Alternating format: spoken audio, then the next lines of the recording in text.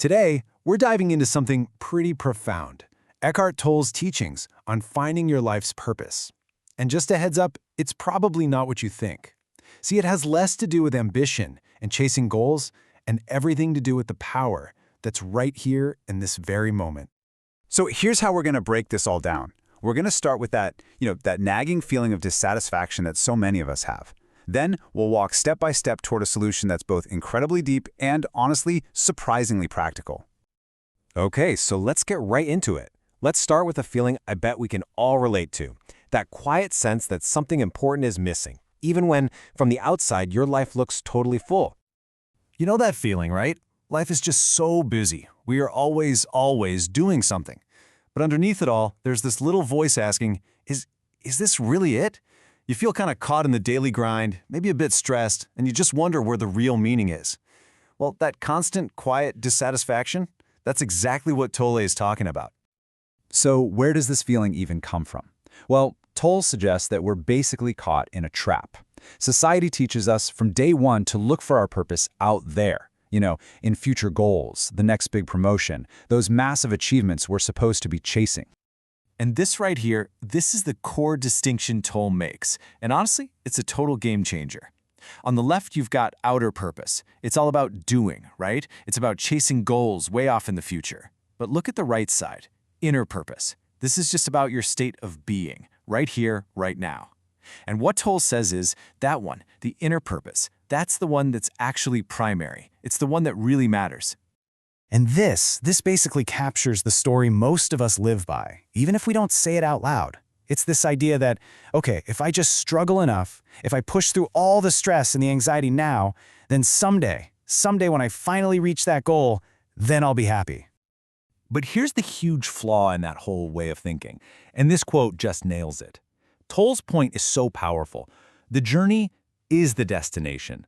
The energy, the state of mind you bring to the process, the means, that's what actually creates the end result. You just can't get to a joyful place by taking a miserable, stressful path. It doesn't work that way. So, here's the really powerful takeaway from all this. Your future isn't actually determined by your goals. No, it's determined by the quality of your attention in this very moment. The awareness you bring to what you're doing right now, that's the seed that your entire future grows from. So, if chasing those outer goals is the trap, well, this is the way out. It's all about shifting our focus from the external world of doing to our own internal world of being. Your main purpose in life, your inner purpose, according to Tolle, is actually incredibly simple. Just be here, now. To fully align with this moment exactly as it is. It has nothing to do with what you do, but everything to do with the consciousness you bring to the doing. And just think about that for a second. This is a purpose that's the same for every single person on this planet. Okay, so how do we actually find this alignment?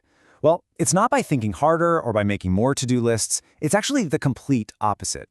We find it by getting in touch with the stillness, the silence that's always there, right underneath all the noise in our heads.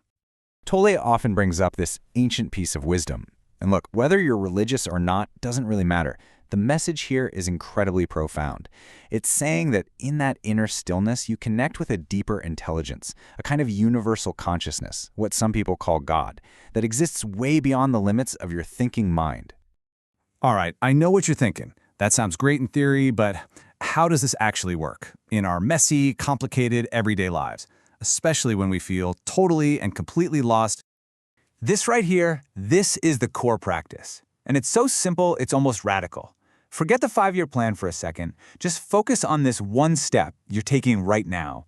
Give it your absolute fullest attention. When you make the journey itself the main thing, the destination just kind of takes care of itself. But what if you don't even know what that one step is supposed to be? I mean, this is a huge source of anxiety for so many of us.